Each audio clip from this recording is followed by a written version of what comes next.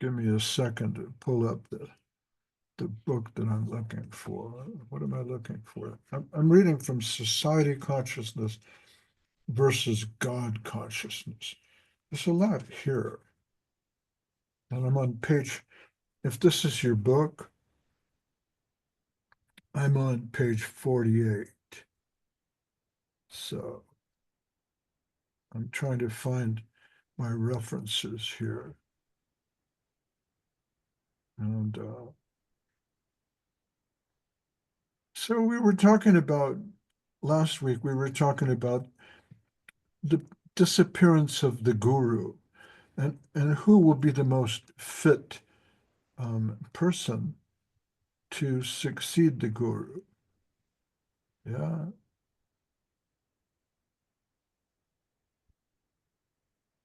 And also the guru disciple relationship. And so who takes over the mission after the disappearance of the guru? Who's worthy? Right now, we mentioned last week that we see in the news a lot about how in the Catholic Church they're uh, taxed with deciding who will succeed Pope Francis or Francisco, as he's called here in Latin America. And it's a tricky problem. It's difficult. And we mentioned, well, what about who succeeded Christ himself? He had 12 disciples. Some say, well, really, it's 13 if you count Judas. And then what about Judas? You know, what was his role? Is he one of the successors in the line of Christ? Or no, he's been rejected, but after all, he was one of the original uh, disciples. So, who is a true disciple and who is a true guru? That's kind of the subject of Sri Guru and His Grace, but Srila Sri Ramash gives us a lot of things to think about. Um, and so, on the one hand, there's the qualification of the guru. And we really have spoken about that at length. But the other problem that comes up is the qualification of the disciple. So we think that the disciple should take very seriously what the guru says, so much so that we find that obedience to the guru's message and the guru's order are important values. And it's curious that the guru's message and the guru's order might be two different things. It may be that um, Guru Dev is promoting a certain vision, a certain line of thought, a certain way of seeing things, a certain mode of action in general. But then again, he might give us a specific instruction, like we need you to translate this, or you should cook like that, something very practical. And then we think, well, one's adherence to Gurudev can be measured by how well one follows that order. But it's an interesting question because Srila Sri Ramakrishna has been saying so far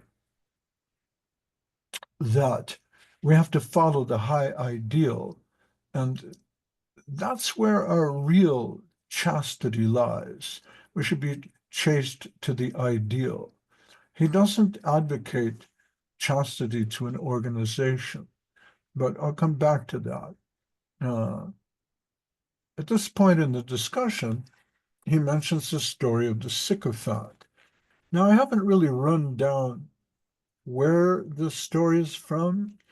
Srila Sri Ramakrishna will often use secular stories and anecdotes to expand on his points. His points are always very deeply Vedic, very deeply considered aspects of Gaudiya Vaishnava Siddhanta. But he'll often use anecdotes and stories to illustrate his points. So this particular story, I think it might come from a group of tales that are attributed to a mullah, a famous sort of a mystic Sufi mullah by the name of Nasruddin. His stories were collected in the 1960s by an author named Idries Shah, Idries, Shah. And they're strange stories. If Islam had a Zen take on things, it would be these stories from Nasruddin. They're unusual and they're often pitched as being humorous and funny, but they usually have some kind of a hidden teaching.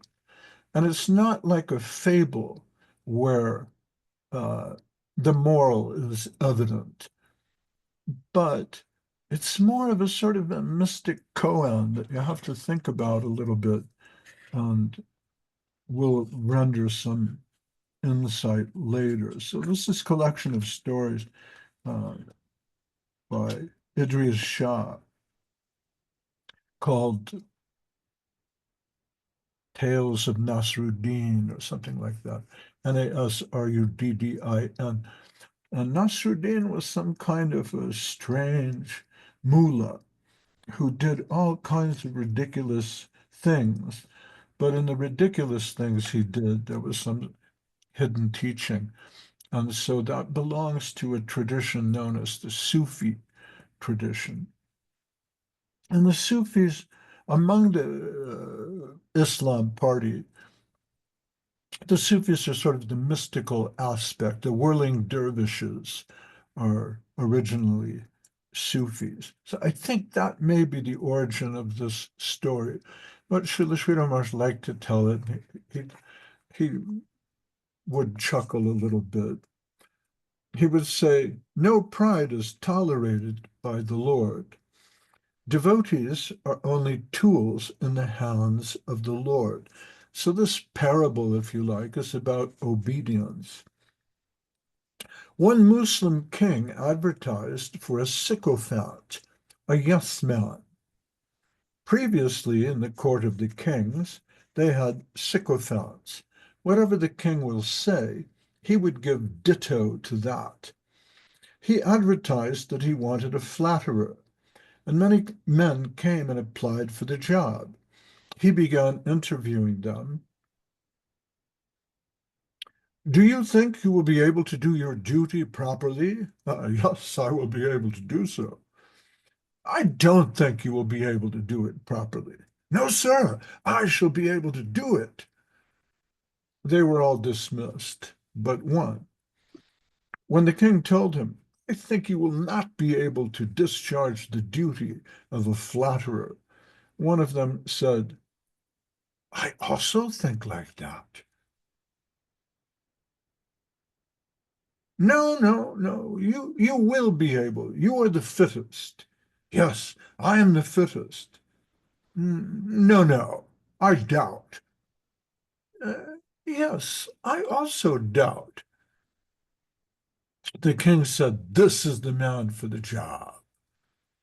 Those that continuously claimed they were fit were all dispersed and rejected. So our soul must have this flexibility in the service of the Lord. We must have no ego whatsoever. Of course, that is in the external sense, for we have our permanent ego within, when the soul enters into that higher domain. The position of that is a separate thing. But this material ego, that must be dissolved cent per cent. But when put into the fire, it will be burned into ashes. So Srila Sridhar Maharaj is always pointing out there's more than one way to look at things. And he's pointing out that the eternal position of the soul, uh, the the true identity of the soul, or swarup, if you like, uh, is something that is not going to dissolve. But this external ego must be dissolved. And our external ego may be the ego of a man, the ego of a woman, the ego of an Irishman, the ego of an American. Um, all these things are external and can change. One can change one's external identity, but not the swarup. But Srila Sri is pointing out the way to get to the dissolution of the ego, according to our school, is through obedience, especially to the message and order of Gurudev. So I was looking in the Shastra to try to find some examples of obedience. And I came across the story of Domya and Upamanyu. You remember Domya from the ancient history of India. Domya is the ascetic monk, sage, living in the forest who discovers a small girl being cared for by a nest of birds. And so he takes her in and names her Shakuntala. Later, she falls in love with uh, Dushyant, a great king. And from there, the story of Shakuntala unfolds, where she has a child, Bharat. And Bharat later becomes the king of India, so we got the Mahabharat. And this was a person who stayed in the ashram of Domya. So Domya is a great sage and guru.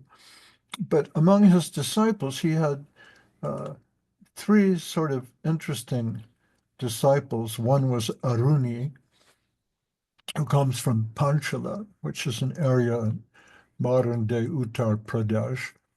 And one day, Aruni is walking with his guru, and he sees that there's water leaking from a canal and flooding the rice fields. And so Domya tells Aruni to fix the problem.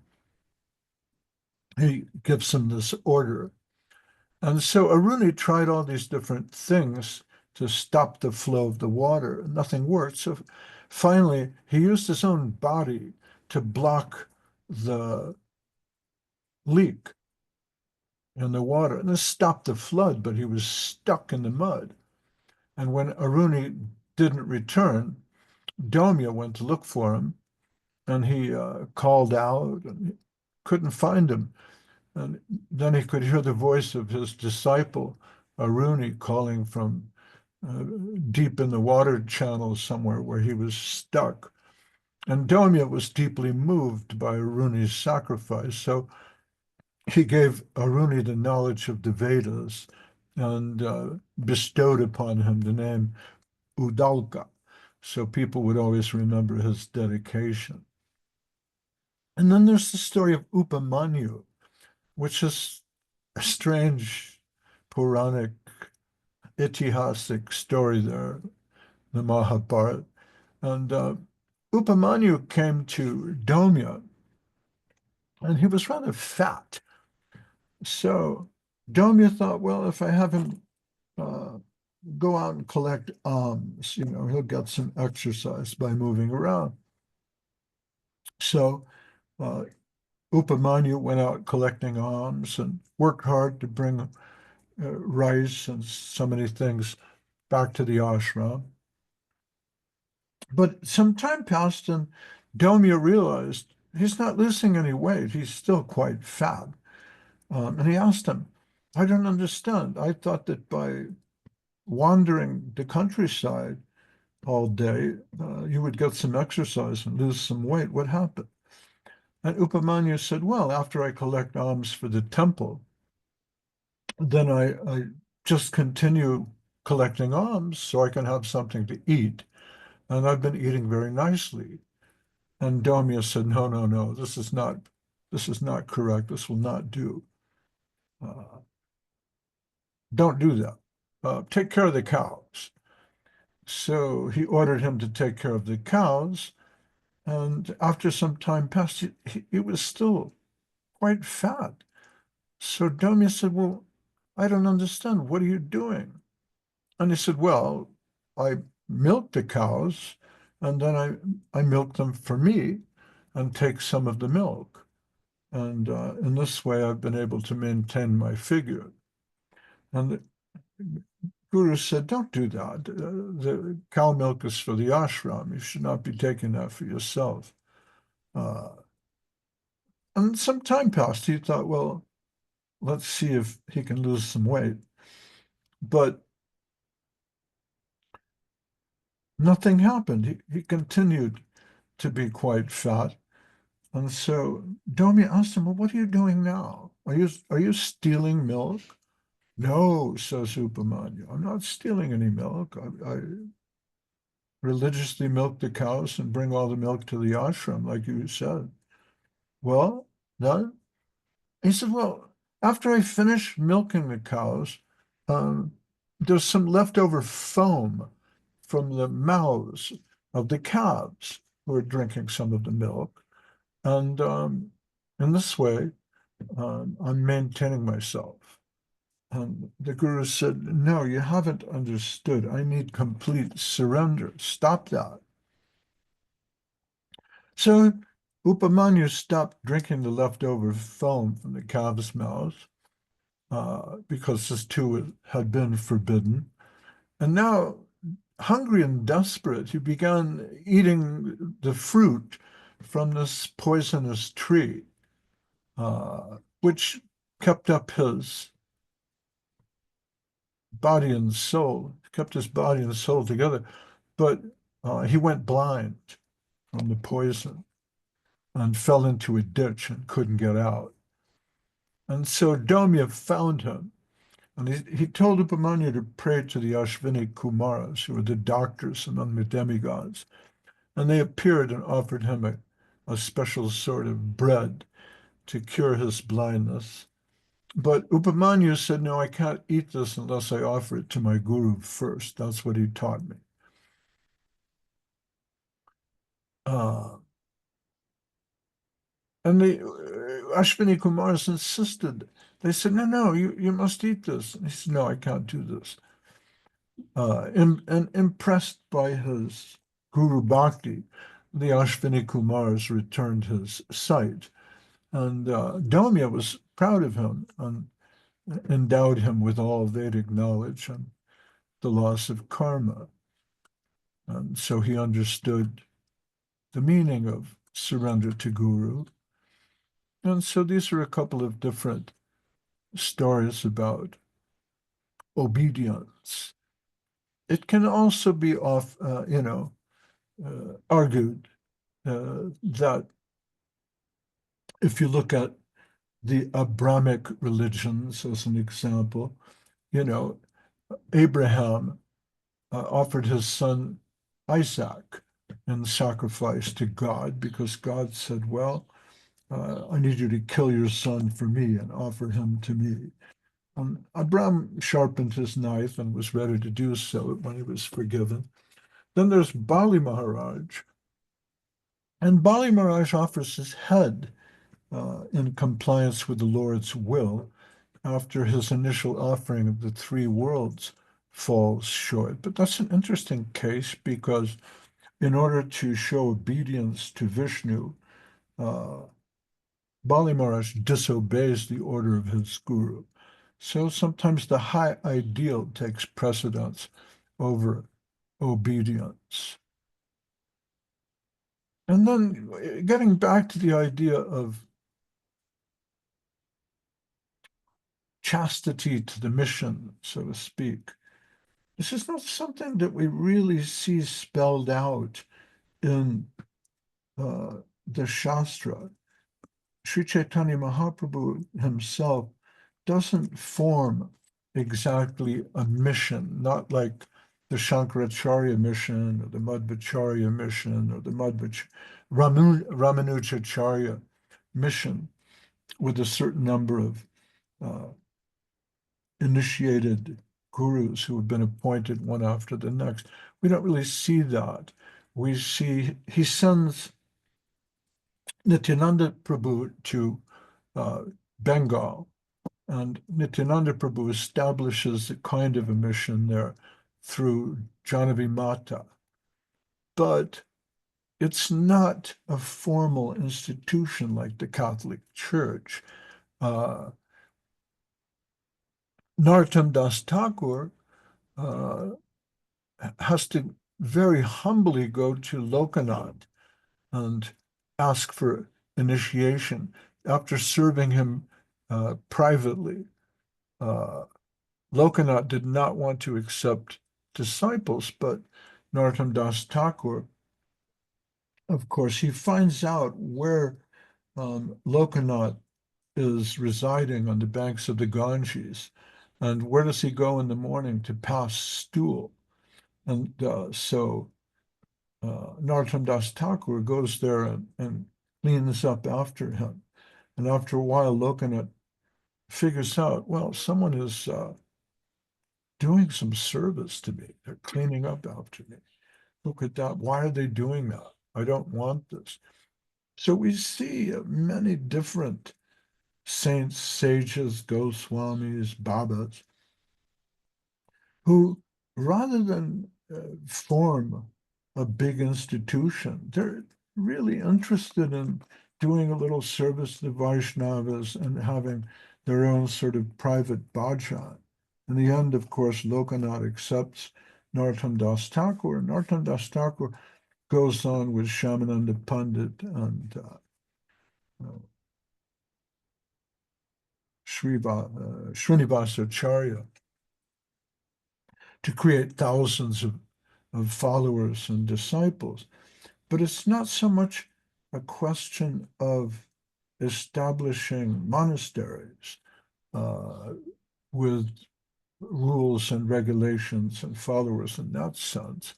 So our chastity to Narottam Das Thakur is seen in how we sing his bhajans and honor his memory and the memory of Lokanath. There's Vishwanath Chakravarti Thakur and Baladev Vidyabhushan who've written extensive commentaries on Bhagavatam and Bhagavad Gita. But they don't really have extensive monastery missions that you can go and visit today. Bhaktivinoda Thakur himself is not involved in showing obedience to a mission exactly. He's a great follower of Jagannath Das Babaji, and he associates with Gaurkishore Das Babaji Maharaj. Srila Sridhar Maharaj used to tell the story of how one day Babaji Maharaj came to Bhaktivinoda Thakur. He said, you know, I need a potato, or give me that potato, or something like that. And Bhaktivinoda Thakur, of course, gave alms to Gaurkishore Das Babaji. And that later he was thinking, why did Babaji Maharaj come to me and ask me for a potato? And he concluded, it must be that I was attached to that potato. So also Bhaktivinoda Thakur, he has a book. Can't remember the name of it. But it describes also Jaiva Dharma. Here's another one. Can't remember. It has the word prem in it. But it's all about Babaji is associating and having discussions and talking about Krishna and his pastimes and so on. But this is sort of a loose, unstructured association. It's not really a mission or a monastery. So the credit for that goes to Srila Bhaktisiddhanta Saraswati Thakur, of course, who establishes the Gaudiya Math, 64 maths around India. So it may be argued that in terms of chastity to the mission, all the subsequent followers of Bhaktisiddhanta Saraswati Thakur should follow the Gaudiya Math and its followers. But then again, if you look at the greatest preaching proponent who came out of that generation of disciples of Srila Bhaktisiddhanta Saraswati Thakur, obviously it's His Divine Grace Bhaktivedanta Swami Prabhupada, who traveled far and wide and gave us Bhagavad Gita and information about Krishna. And if it weren't for him, we would have nothing. So it's arguable that he may have been the greatest of the disciples of Bhaktisiddhanta Saraswati Thakur. And yet, does he show chastity to the mission? Not really. In fact, he criticizes his godbrothers. The person who was tasked with being the emissary to the Western world was Bone Maharaj.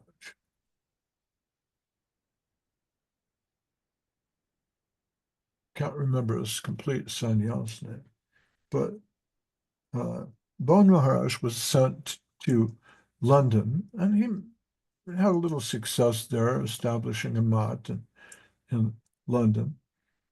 But later on, when Srila Prabhupada had some success in the West, he went to Prabhupada, Bhaktivedanta Swami, and he said, well, look, this is really my zone. I was told to preach in the West. Now you've done something here that's laudable, but give it to me. You need to show chastity to the institution.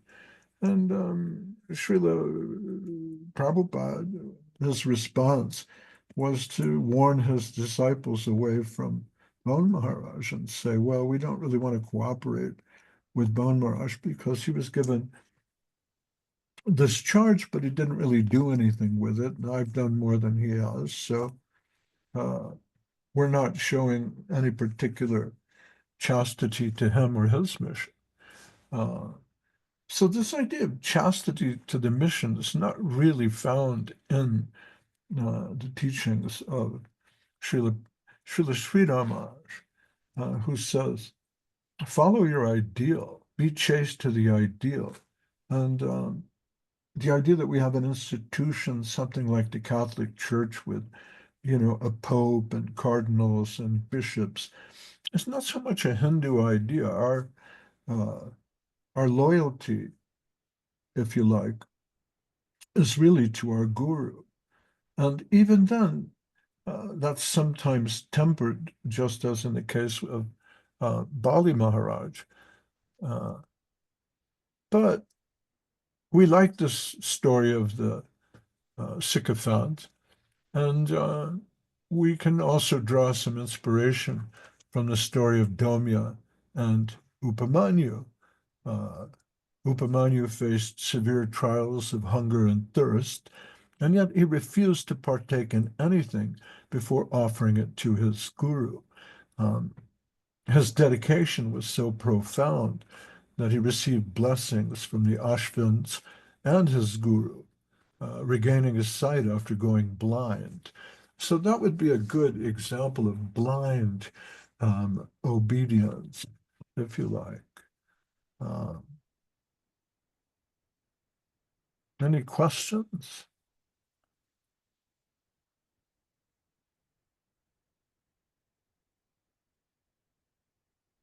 These are sort of provocative ideas.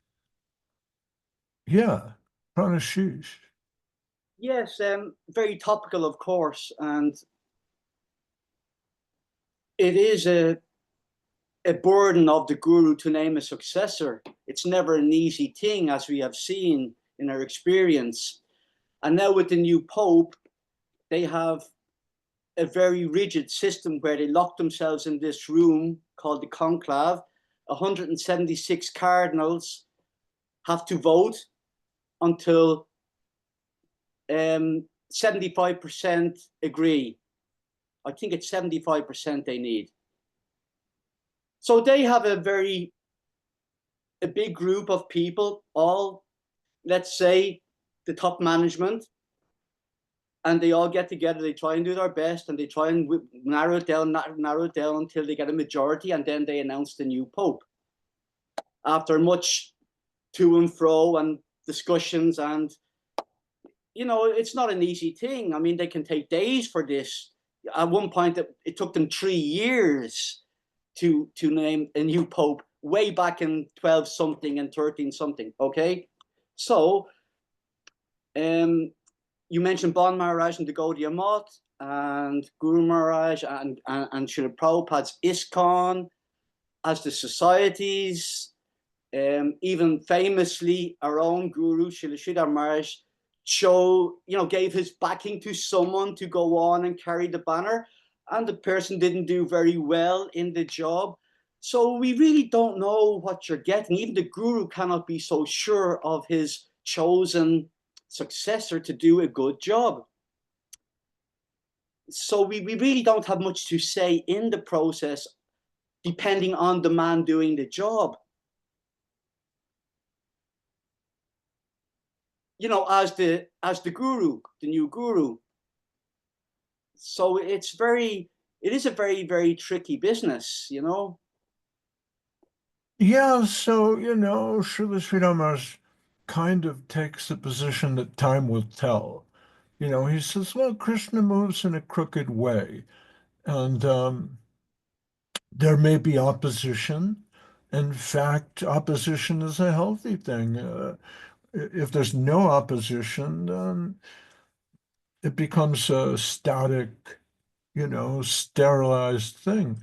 So we should see a certain amount of back and forth or crooked movement or, you know, dialectic movement in Hegelian terms. But really, time will be the judge. So for this reason, he considers that the real parampara is the Shiksha Guru parampara. In other words, it's nice that someone maintains the school by having a new director of the school and new students come and go and so on. But the big ideas may not always come from the same school. If you look at the world of physics, for example, who are the big names? There's Isaac Newton, and then Einstein comes along, but he moves things in a different way.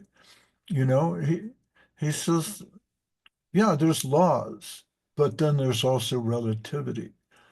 And others like Niels Bohr or Heisenberg, they come along with the uncertainty principle, as Suvasini Meenakshi Sundaram. She knows all these things. She's a physicist, doctor of physics. So it's not that Newton establishes a high school and then the new director of the Newton High School is Isaac, and his son is Newton Isaac, and then there's Edward Newton Isaac III, and so on, until the 20th century, and everybody follows the methods and ideas. No, you have to look at, well, how is this moving, and where is the new inspiration coming from? And then again, it may be that in our lifetime, you never see another Sridhar Maharaj. Maybe you never see another Govinda Maharaj. And, so then try to maintain your focus on what they taught.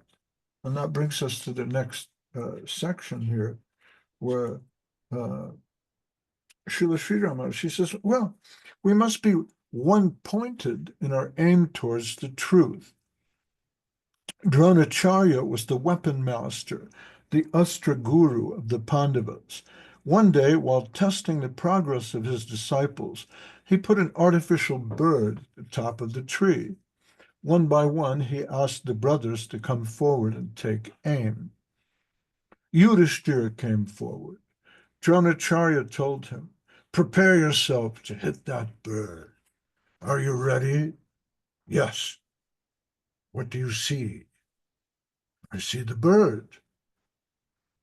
Anything else? I see all of you. Go away.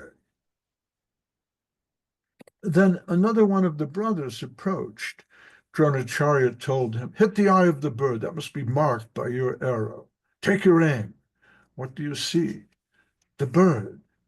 Anything else? Yes, the tree also. Go away. Then Arjuna was taken in. Dronacharya told him, prepare yourself. Yes, my lord, I've done so. Do you see the bird? Yes, I see. The tree? No. The whole of the bird? No. What do you see? Only the head. The whole of the head? Only the eye. You can see nothing else. I can see nothing else. Yes, my boy, shoot the arrow. We should have that sort of aim in our life. Do or die. Whatever the circumstances may come to frighten me, I won't be frightened. If my own men seem to be my enemy, that does not matter. My own is only he.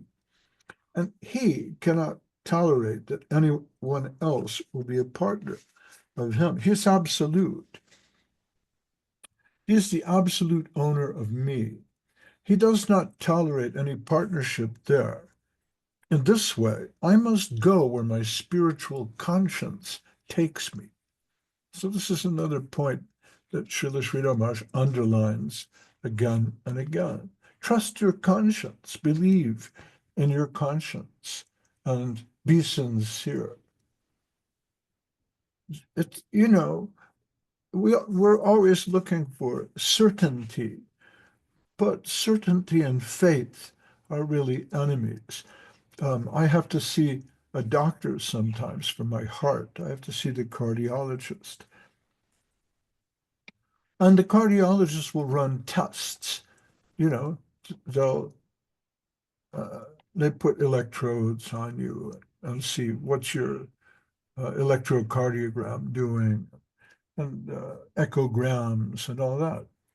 And after they see all the results of all those tests, then they'll tell you how you feel, which is curious, because if I go to the doctor and I say, I have a pain in my heart, he'll say, well, no, you don't. We have to see what does the echogram say? What does the electrocardiogram say? See, and it's not just heart, it's many different things. You may go to the doctor and say, I have a pain over here. And the doctor will tell you, no, you don't. Because, logically speaking, rationally speaking, if we run all the medical tests, really, I don't see that. See, but you have to believe in your heart. You have to believe in yourself. You have to sometimes you have to tell the doctor, look, I'm the patient. I'm the one feeling the pain. It's my heart. See? So I like your little tests and so on, and I think they have helped me, but really, you should listen to me. I'm the patient. So in your heart of hearts, your conscience knows, am I really being obedient to my Guru Dev? Is this really the path he would have chosen for me? Am I focusing on the eye of the bird, or not? I must go where my spiritual conscience takes me. Of course, he's saying this again in the context of accepting or not accepting the particular order of the institution, the guru. He's saying, by God's will, friends may be converted into foes. Foes may be converted into friends, but I must stick to my ideal. So you will see in the class of 2025, there are certain faces there, but there won't be there in the class of 2027. If I am of a progressive nature, then there must be elimination and there must be new beginnings. It can't be avoided in the course of our realization. And this is painful. It's very difficult. Somehow I collect things. I've collected too many books. Uh, I should say goodbye to some of these books, but it's difficult for me to clean out my closet, put everything in a box, give them away, or have a garage sale. But the, I read somewhere if you want to read some really good books, then take all your old books and put them in a box and give them away. You know, uh, if you want to, if you want to learn something new, give away the old stuff that you have. And you'll find immediately nature abhors a vacuum. That vacuum will be filled. It's kind of a curious idea. When we were in school, all do not pass, some fail. And then we have to meet new classmates. Again, we advance, and again, we have new classmates, and old classmates may fall behind. It is quite natural. That does not mean that we are envious of them or sympathetic. We shall try our best to help them. Then again, see, Krishna moves in a crooked way. Someone who was a great leader may fall behind or may disappear for a while. And then, having worked out what they need to work out, they may come back and you'll be surprised how advanced they really are now. They have some deeper realizations, maybe one of you, maybe one of me. We shall try our best to help them. So it's also an interesting point that comes out in Srila Sridhar Maharaj's teaching. Um, Also Srila Prabhupada, but ISKCON particularly was interested in constantly having new members and new members and new members because they would bring, money and enthusiasm and youth. But sometimes the old members would be discouraged and they would go away. And both Prabhupada and Srila Sri Ramakrishna felt, you know, make new friends, but keep the old. One is silver and the other gold. So try to maintain those devotees who have given so much. They've given their lives, their blood, their money, their energy to the mission. And then we're just going to say, all right, very good. We built a temple. Thank you for the land. Thank you for the architect, thank you for the workers and the money. And thanks for putting in the electrical system. We don't need you anymore. Please go away. That's not really a good way to build a movement. It's an okay way to have a cult.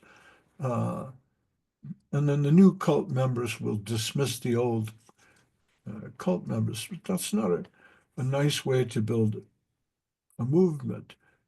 Krishna consciousness arguably is thousands of years old. It may manifest itself in new ways or different ways now than it did 5,000 years ago. But Hinduism, Krishna consciousness, somehow or other, it's been around for about 5,000 years or more. And it's able to do so because of a certain amount of flexibility and tolerance and the ability to show great love for its adherents, the Vaishnavas, the sages and saints. So That's why it's such a dangerous thing to personally go after other devotees and criticize them. Because on one level, we don't really know who they are. I don't know who you are. You don't know who I am. You haven't lived my life, walk a mile in my shoes. So we see, oh, so-and-so Maharaj, now he's listening to rock and roll music, or he's driving a Tesla, you know, and so we're going to criticize him and go after him personally and destroy him. This is not really how, Hinduism has worked in India for thousands of years. Catholicism is very flexible, much for the same reasons. Um, so the idea of trying to keep people in and not go after them personally and destroy them, I think is a very positive value. So Srila Sridhar says, some of these people, they may fall behind. They may not be on your level anymore, but that does not mean that we are envious of them. We are sympathetic. We shall try our best to help them, but still it may happen. We cannot help it, but this is the nature of spiritual life. So the absolute and relative principles are always coming in clash. Remember, the name of this chapter is God consciousness versus society consciousness. So these are two very, very big ideas. We need society, otherwise we're animals. But we need God as well and God consciousness. But the really deep mystics, the Paramahamsas, sometimes they don't exactly follow all the memes of uh, social organizations. Sometimes they live a bit beyond that or outside. But that doesn't mean we shouldn't listen to them. And then again, there's rules for society. Moses comes from the mountain with the Ten Commandments. It says, well, don't steal, don't rob, don't kill. It's not really for the Paramahamsas because it's not their inclination to rob, steal, or kill. They don't need to be told the ABCs again and again. But the ABCs are important. Without that, you don't have uh, human civilization.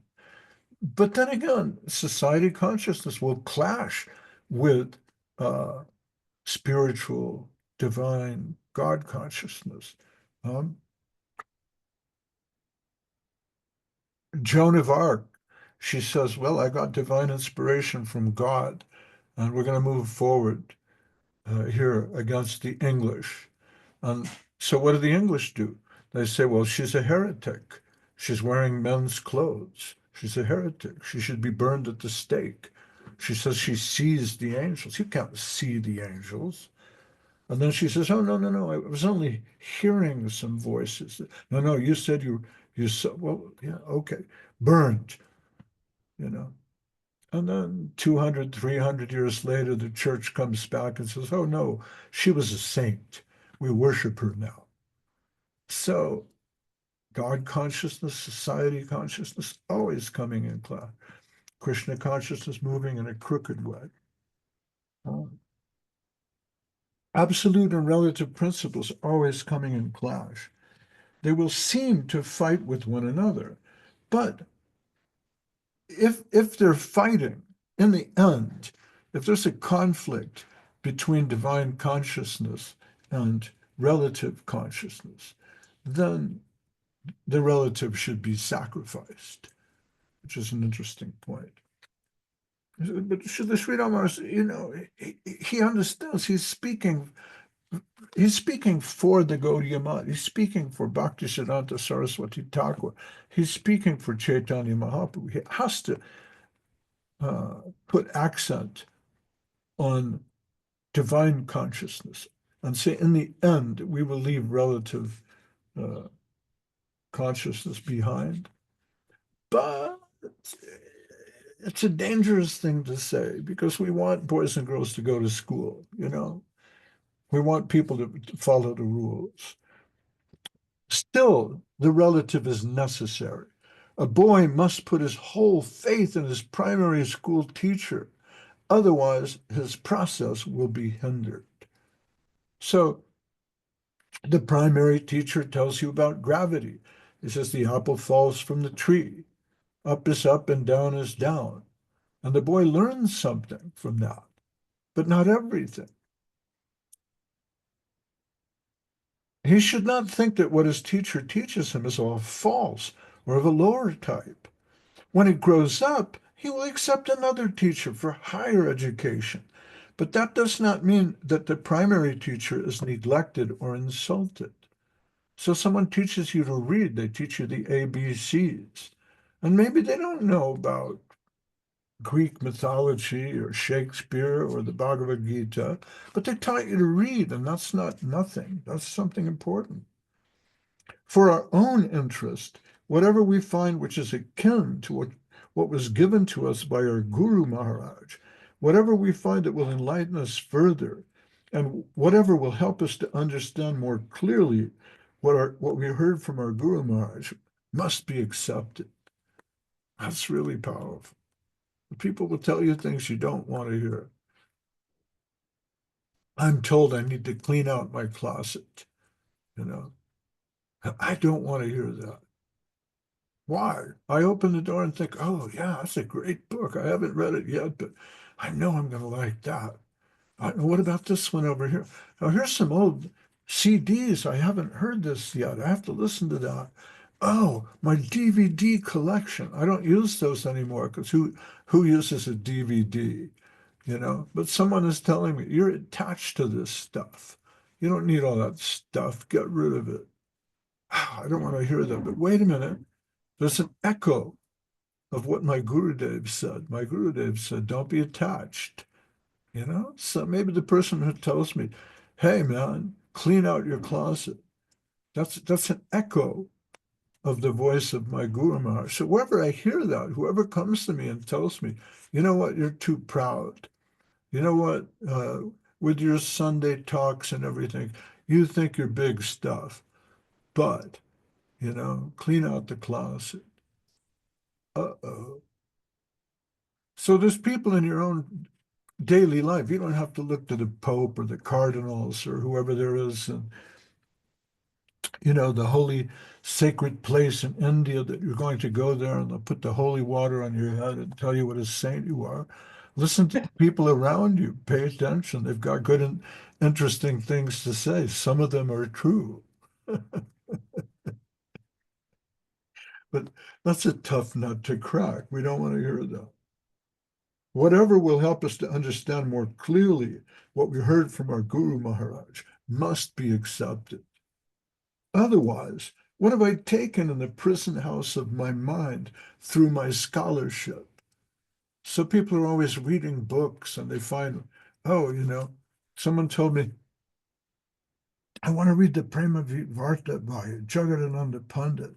And I'm like, wow, that's really cool. That's such nectar, you know?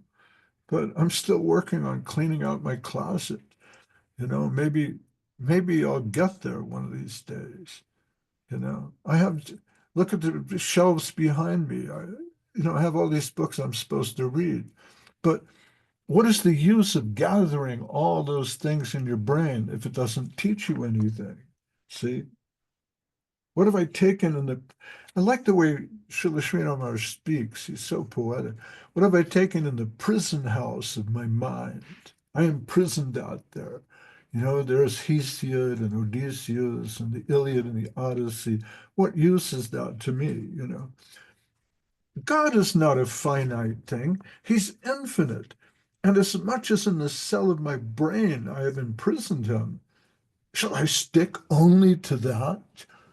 You know, like, wow. That's like when someone asks him about Jesus Christ, and they would ask him all the time, you know, so what about Jesus, Maharaj? What about Christ? Tell us about Jesus. And Srila Srinivas, finally, he would say something like, well, you know, I've heard something about that. I was educated by, you know, Jesuits at a Scottish Presbyterian school. They taught me about Judas and the Garden of Gethsemane and the message. I know about that. And, it's interesting what Christ says. So maybe if he can dive deeper into reality, uh, he may come to a higher plane of consciousness. I have faith in that. He seemed like a good man. You're like, how can Guru Maharaj say that? So all these books, all this reading, you're imprisoning God in the cell of your brain by reading theology? Shall I stick only to that? What is this? Is my realization a living thing or is it dead? Is there any growth? What I have received from my spiritual master, can it grow? It's such a powerful point because we have amongst us many friends who will say, well, so and so said this, and so said that. And because so and so said this, that's all I know. I don't know anything beyond that. You know, they said, whatever I got from my Guru Maharaj, that's all I know. I don't know anything beyond that. But Srila Sridhar Maharaj says, well, that can't grow. You can't go deeper. The realization that you have, uh, you can't, practice that, put it into your life, express it better, differently. That's why, like, this is such a dangerous, powerful book. And, you know, we put this together 40 years ago. Uh, and so for 40 years, I've been thinking about all these things, you know. Wow, he said that, you know, what is my practice? How can I make it deeper? How can I make it better? It's nice to wave incense, you know, it's nice to chant japa, but how can you make it grow? That's such a powerful thought. Hmm? Is my realization a living thing or is it dead? Is there any growth? What I've received from my spiritual master, can it grow or is it finished? Have I reached the infinite standard where I can progress no further? I think I'll stop there. That's something to think about.